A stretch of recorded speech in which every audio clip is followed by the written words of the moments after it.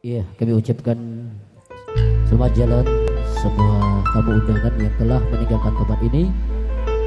Terima kasih kami haturkan atas doa barokahnya untuk anak tercinta yaitu Najma Salwa. Mudah-mudahan dengan doa para antum semuanya, anak ini dijadikan anak yang solehah berbakti kepada kedua orang tua. Amin ya rabbal alamin. Amin ya rabbal alamin. Bunga rasa ate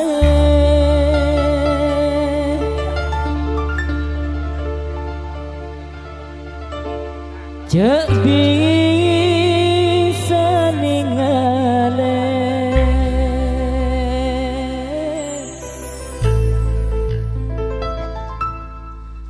hadir dalam mimpi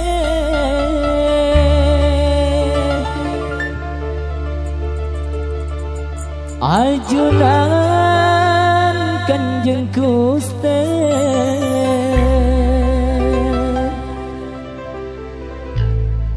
nyonar manis pamisema akati bulan purnama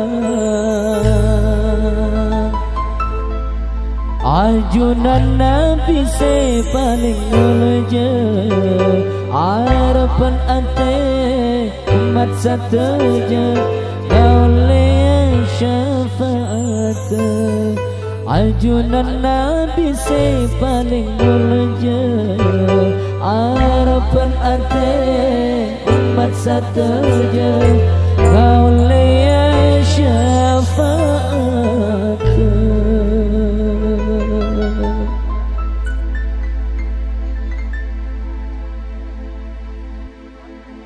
Allahumma salli ala Muhammad. Allahumma salli wa sallim wa barik alaihi.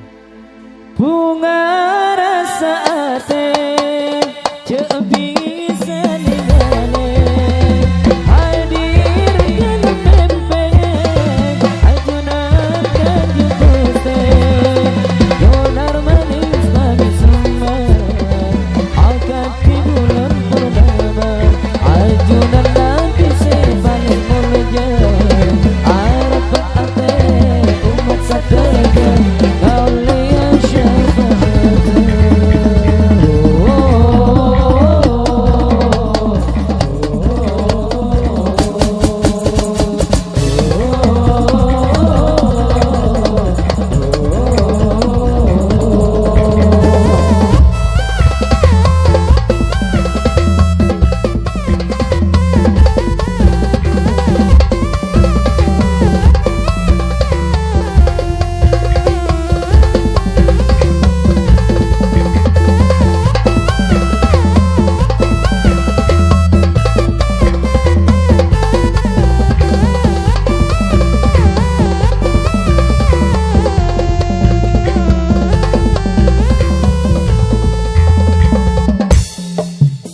Orang sarang desa terjena Kabarnya amal beribadah Alfa kumpul suar kena Harapan ate sebaliknya ngata Moga tak epangla Ate pasta buka Kabarnya banyak solawat Kabarnya banyak topat ajunan Nabi se paling mulja